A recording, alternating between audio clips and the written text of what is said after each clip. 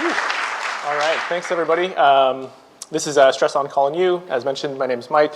I'm going to talk a little bit about stress and stress-related disease. That's kind of the downside of the talk, followed by hopefully the upside of things that we've done, things that we've learned through research that make stress less damaging to us long term. Basically, ways to modulate the impact of our stress response. Quick background on me before I dive in. I'm an SRE. And I've been breaking production for like 12 years. And I've been on call for most of it, so most of those pages went straight back to me. But that doesn't mean that I don't like being on call. I don't love it. It's not my favorite part of the job. It is quite stressful. But I don't want this talk to seem like I'm saying on-call shouldn't be part of our jobs. It's one of the best feedback loops we have for how production works. It's the difference between the theoretical application of our service and the reality of it. So yeah, don't get rid of on-call, but I think that we all know that on-call can be stressful, as Dan kind of alluded to in the previous talk. It can be terrifying. I've certainly been part of rotations that gave me anxiety the week before my rotation even started, because I knew that once my rotation did kick off, I wasn't going to get sleep. I was going to get paged incessantly for stuff that I didn't really have control over, things I couldn't really change. And I knew that it hadn't gotten better since the last time I was on call because it was hard to prioritize that work, hard to make the tech debt go away. And that put a lot of strain on my personal relationships. It meant my dogs, who deserve all the love in the world, didn't get all that love, and that didn't sit well with me. So I got interested in this stuff. I got interested in understanding why stress does the things to us that it does, how to better handle it, and patterns that folks have found over the last 100 or so years of research to make it less controlling over us and less impactful for us over long periods of time. I do want to call out separately, though, that I'm not classically trained in that stuff. I'm not a doctor, I'm not a neuroscientist.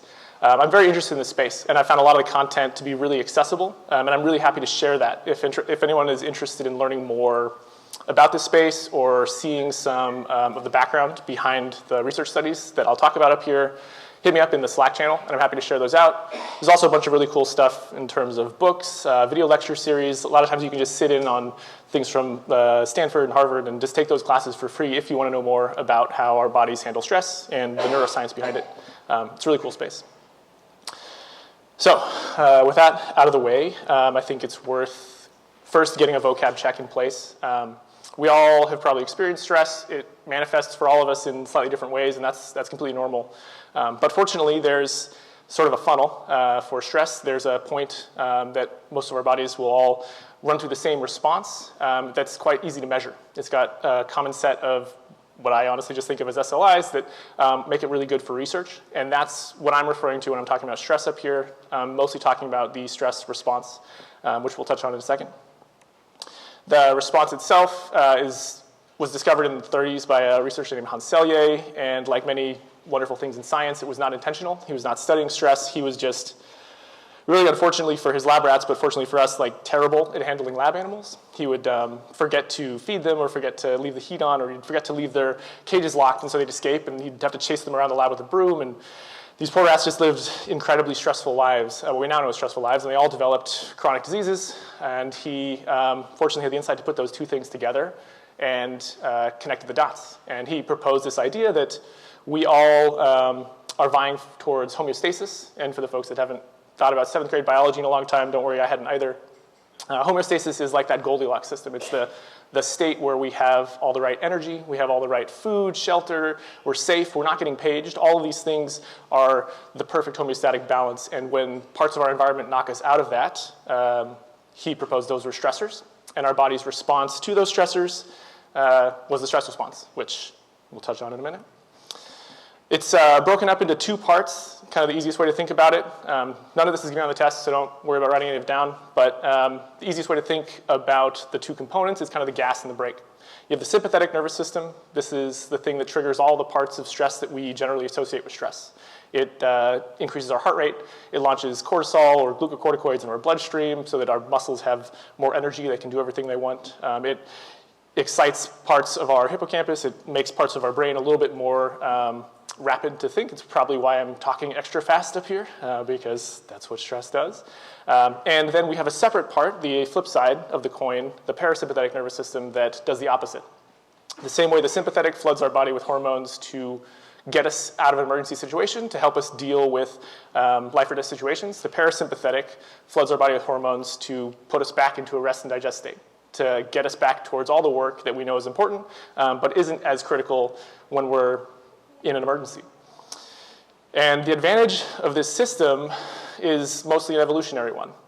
When you are in a group of folks that are perhaps walking in the savannah and you encounter a lion, if you can get a little bit more energy, a little bit more oxygen to the muscles that need it, you're going to run a little bit faster and you're going to survive that encounter slightly more likely, or you're more likely to survive that encounter than the other members of your group.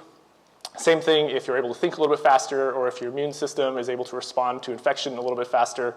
All of these things give you a slightly higher chance of passing your genes along to the next generation, which, of course, passes along the stress response to the next generation. Easy way to think about this is we get really bad superhero powers for short periods of time that are focused purely on survival, focused on handling that emergency, which is kind of how the stress response becomes our emergency response system, our internal incident management system. This has kind of evolved across the animal kingdom. It's not unique to humans. It's certainly not unique to mammals. But we have a specific sort of shortcoming here when it comes to humans and some advanced primates, in that we have continued building on that legacy infrastructure.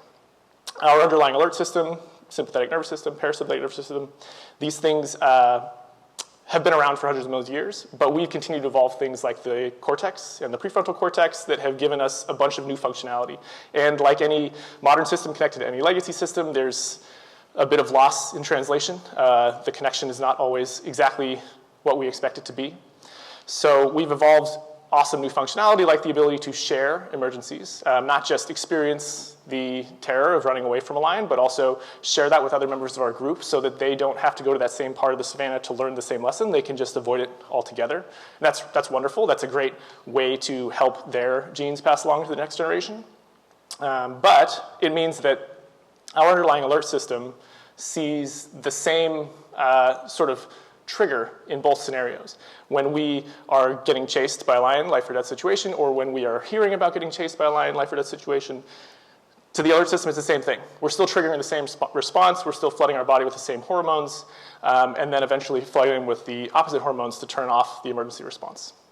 And this is not too bad in general. As long as you don't live close to a zoo, you're not running into lions very often. But most of us trigger the stress response not just because of true life or death situations. We trigger it because of any number of things that happen in the modern world. We trigger it because we're stuck in traffic. We trigger it because we are watching the stock market. It's not doing what we expected it to do. Or, as Dan mentioned, because we're getting paged in the middle of the night every 3 hours, and it's preventing us from going to sleep. And we're knocked out of that homeostatic balance, and so the sympathetic nervous system comes in and tries to get us back into it. And when we're in those situations where we're chronically triggering that stress response, when we're chronically sort of engaging these additional sort of powers for us, it's not free. The stress response is penny wise and dollar foolish. It comes at a cost. We can think about it kind of the same way that you normally handle an incident response. When you're handling a site outage, it doesn't make sense to think about the deliverables 3 or 4 or 5 quarters down the line. The point at the moment is to get the site back online. It's to recover from the outage. It's to mitigate the problem. And that's exactly what our stress response is doing. It's focused on getting us out of that emergency situation, getting us to either fight or flight. And to do that, it turns off a bunch of other stuff that is expensive. It is very expensive. It takes a lot of blood and energy for our bodies to break down proteins and turn them into amino acids and then turn those into cells. But it's not useful in an emergency. Like, that's just not the best use of time and energy if you're running away from that lion. So digestion, growth, healing, repair, turned off. Reproduction, turned off. And again, this isn't so bad in a world where we only come across that lion once a month. But it gets more damaging. It gets more painful for us over long periods of time when it's every day, or when it's a week long every month, or when it's something that we just kind of continually own and manage for the entirety of our careers. This stuff will add up. And it adds up in kind of all the bad ways that you can imagine. The stress response and sort of stress-related pathologies are across the board as far as things that they can affect. The cardiovascular system basically just gets slammed all the time by being in emergency mode. It's pumping extra blood that it wasn't expecting to pump. It's shooting a bunch of extra sugars into your bloodstream that it wasn't expecting. All of these things put more wear and tear on the system. They get our insulin response kind of mucked up, so we have to deal with things like diabetes long-term. Our gastrointestinal or immune systems, both of these get confused by the toggling, the constant flapping of the system when we're triggering a stress response because we got paged, and then we silence that alarm and we go back to sleep, and then it happens again an hour later. We're triggering the sympathetic nervous system, flooding our body with all these hormones to sort of figure out the problem, get ourselves out of it. And then separately, an hour later, flooding it with parasympathetic nervous system responses, turning things back off, turning things back on, turning things back off. And that toggling over time just kind of confuses our body. It leads to damages to our, or I guess issues with our immune system in both suppression and immunosuppression and autoimmune diseases, which is to say it can make our immune system more active, like fight things that it shouldn't be fighting, as well as ignore things that it should be fighting. Gastrointestinal, same way. Neurobiological, kind of the same way. We end up traversing a lot of neural pathways that get strengthened as we traverse them, that aren't necessarily the things we want strengthened over long periods of time. So we see growth in things like the amygdala, we see decay in things like the hippocampus. Not great for the longevity of our careers, not great if we want to be healthy long term. Fortunately, that's all the bad stuff, not the good stuff. Fortunately, folks have spent a lot of time trying to figure out how to better manage this stuff. We all know that stress sucks, and folks that have funded a lot of research over the last 100 years have spent time and energy to figure out patterns to not necessarily just remove stress from the equation, but to deal with stress knowing that it's just going to be part of our lives. One researcher in particular out of Rockefeller in the 70s, named Jay Weiss, was really good at this. He came up with some really cool kind of keystone studies that have been repeated a whole bunch of times. And those are the ones I want to touch on the most. And he did this by yoking rats together. And when I say yoked rats here, I'm not talking about egg yolks. I'm also not talking about like super ripped, shredded rats that lift weights all the time. I'm just talking about rats that are connected with an electric circuit.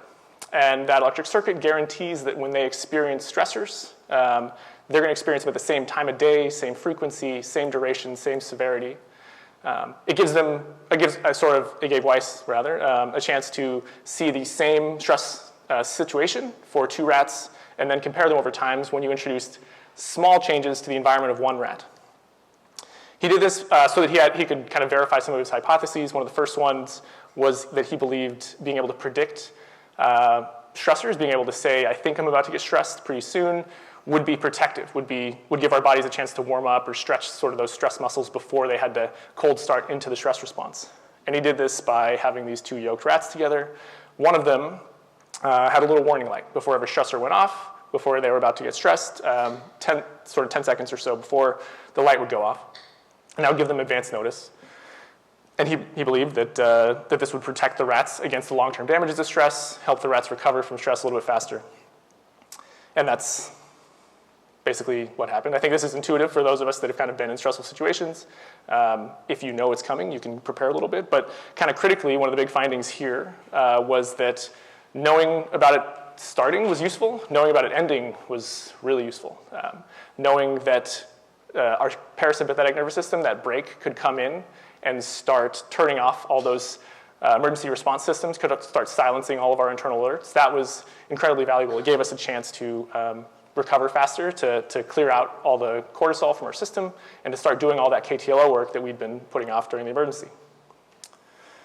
Weiss also proposed that having control over one's environment would be useful, would be a great way to protect against stress. And so he did the same test with one minor change. In this case, two rats yoked together, same duration, severity, et cetera, of stressors, but one had a lever.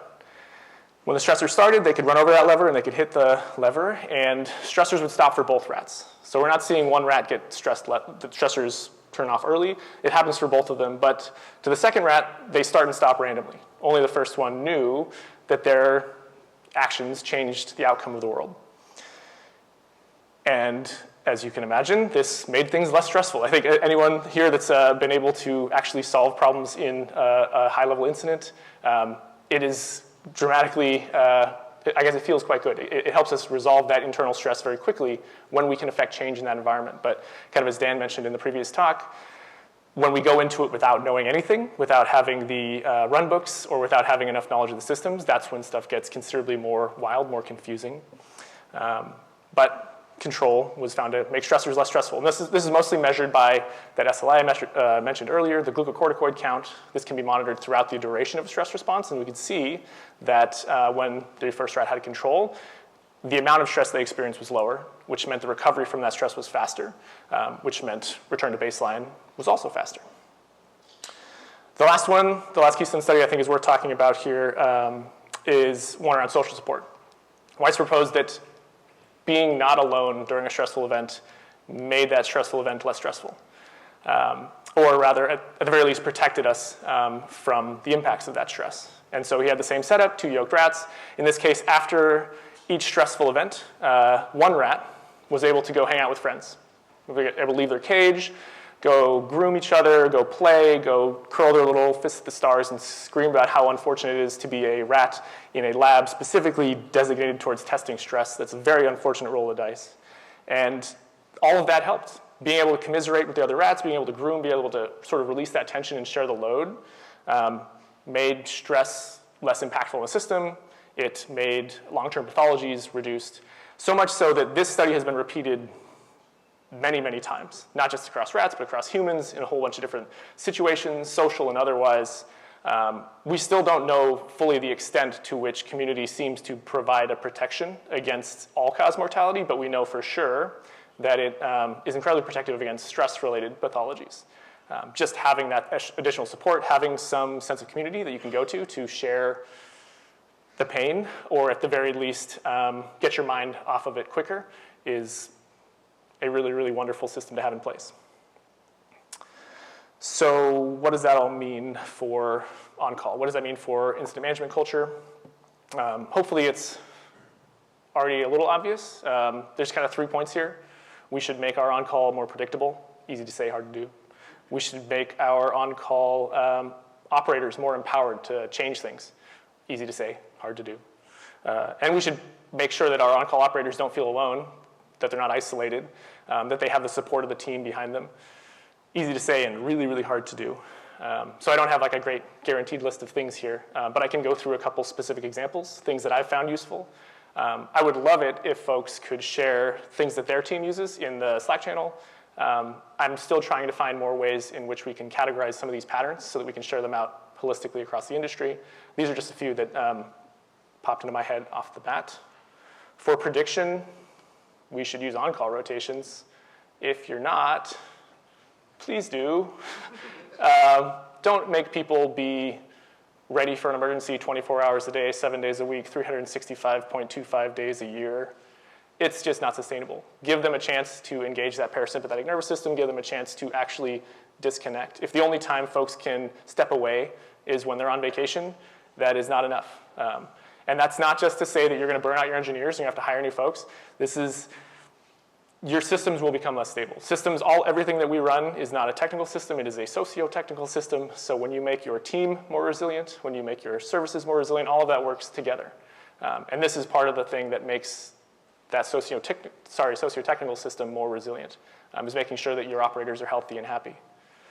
Another one that's probably more controversial is considering boundaries when you're introducing change. I'm not saying don't ship code on Fridays. What I'm saying is that if you're shipping code on Fridays, or if you want to get to that world where you can ship code any time of day, and your CI/CD system is going to catch everything that'll break pre-production, and the stuff that breaks in prod you're going to catch with your canary, and the stuff that makes it past the canary you're going to catch with your automated alert system, I want to get there too. I would love to be in the world where all of our systems are just fully rolled back and we never actually even have to think about service health, but realistically it takes time, and in this case it takes a lot of pain for us to get there. You have to learn a lot of the things that your service is responsible for, like occasionally just by getting paged for them or having folks be getting paged for them. So when you're thinking about the longevity and sort of the support for your human operators, try to account for how much this is going to cost them in things like health debt. When it comes to empowering operators, once again, easy to say, hard to do.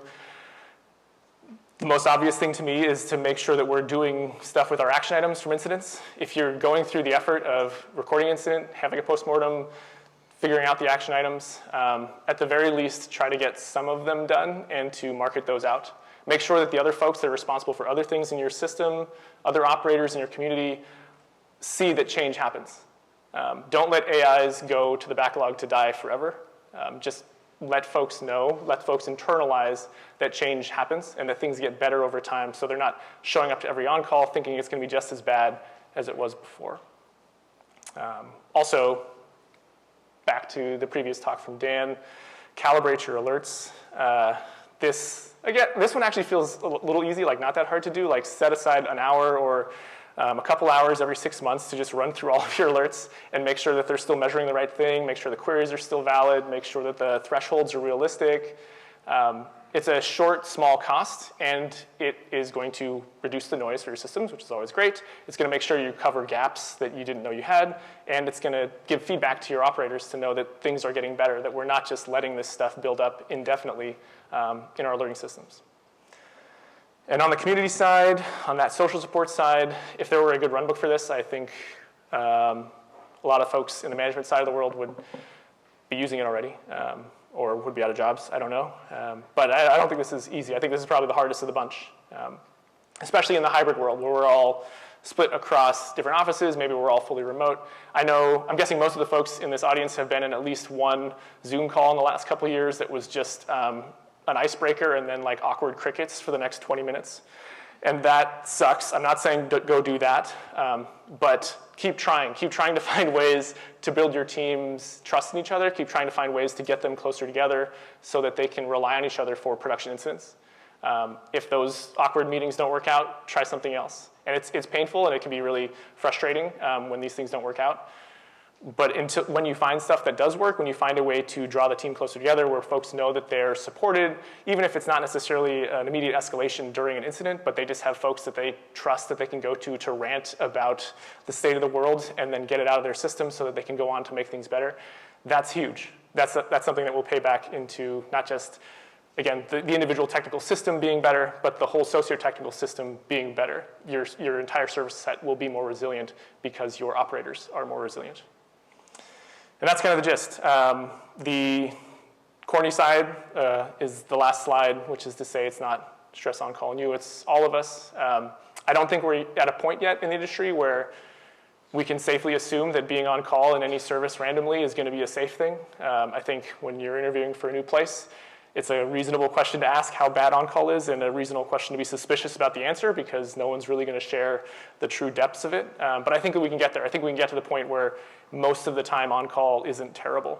But I think that to do that, we have to share out some of these practices. We have to find ways to, normalize the approach that we take so that we can all get a little bit better. And I think that's the end. The last one's just the, would you like to know more?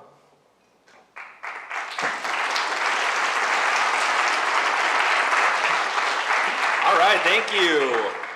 Who's got some questions here? Any questions from the audience? I see one. Oh, right up here. Maybe this is like a scary question, but did any of the research that you came across talk about like a threshold? So like what level of stress? Because there's definitely going to be some level of stress that's inherent in ops work. We've all experienced it, but we all also experienced like when it's too much. Is there any data about what's the threshold? Is that individual or just some sort of human thresholds or organizational threshold? What do you think about threshold?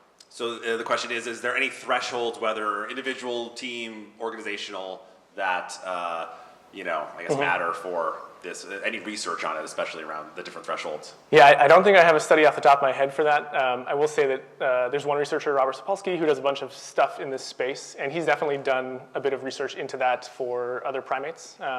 And it has not been a universal approach, right? Which is to say, kind of what you were mentioning, like it ends up being fairly unique per person, and a lot of that comes down to their experiences, their ability to trigger basically the second half of the stress response, the parasympathetic to come in and clear things out, and that is not consistent from person to person, which makes it a little harder. And so I think that's one of the things that has led to some of the culture that we have now, where the folks that can deal with it kind of wash out, and the folks that cannot or sorry, the folks that can't deal with it will wash out, and the folks that can will stick around and just be part of the on-call culture that is probably more painful than it needs to be. But yeah, sorry, TLDR, no, I haven't found like a number yet. But it's definitely worth asking. Yeah, it's a great question. Any other questions? Oh, I got one right here. Thanks for the talk, Mike. I have a question about the control aspect. Obviously, on the real far side of that spectrum, you've got learned helplessness, which is just a really horrible situation to be in. But I wonder for on-call and being a monitoring conference, is there any objective way that you've encountered in your research that might be a way to measure the control that people feel without actually asking them directly? Are there any metrics that kind of are a proxy to that feeling of control? Are there any metrics that are a proxy for the feeling of control as it relates to stressors? Yeah, turning that qualitative data into quantitative data would be wonderful. I have not seen anything yet that immediately comes to mind for, aside from, essentially like opinion polls, like how safe do you feel or how much sort of reactivity do you feel like your team has. This would be a wonderful question for things like the DORA research side of the world. And I don't know how, I'd be curious to see where they have landed on that type of stuff. The helplessness side is a tricky one because it's fairly insidious. It kind of leads, it's a bit cyclical. I think one of the scary bits on that space in general from the research that is kind of neat is that once you unlearn helplessness, once you feel that there is a sense of feedback and that you can change things, there have been a few studies, double-blind, that have shown that you can actually remove that ability. You can make things no longer actually affect change, and the protection remains. So even when you, I guess, remove the lever from the rat, or remove the connection for the lever from the rat, they can still press it and feel like they're doing things, and it will not actually change anything, but it will still protect them from the long-term damage of stress. Which doesn't say that we should just trick people into thinking that they're making things better. But if you're in a crunch and you need to, like there's a lot of cool research in this space for ways to get some of the benefit without all of the cost. Great. I see one more in the back there. Talking about on-call and the stresses around that, and coming out of a pandemic recently, I'm wondering if there was any research that you found that talked about baseline stresses and then increases from there, right? Because as the pandemic happened, I was in an on-call team, and I found it much more difficult to be on-call. I found even small stressors to be escalating my responses a lot more because the baseline stress was there. And I'm wondering if there's any research that you found on that, or if you thought about that at all. It kind of even extends to people's personal lives, coworkers going through divorce or whatever, and they're on call and they finding it more difficult or whatnot. Yeah, it's a good question of any research on higher than normal baseline stressors of personal life or pandemic related we've all experienced over the last few years. Yes, I think so. There's this book here, Behave by Robert Sapolsky, a little bit Why Zebras Don't Get Ulcers, but more on the behave side, touches on the neuroscience of stress quite a bit. And the thing that you're describing to me is that we have one part of our brain called the prefrontal cortex that is kind of the thing responsible for us doing the hard thing most of the time.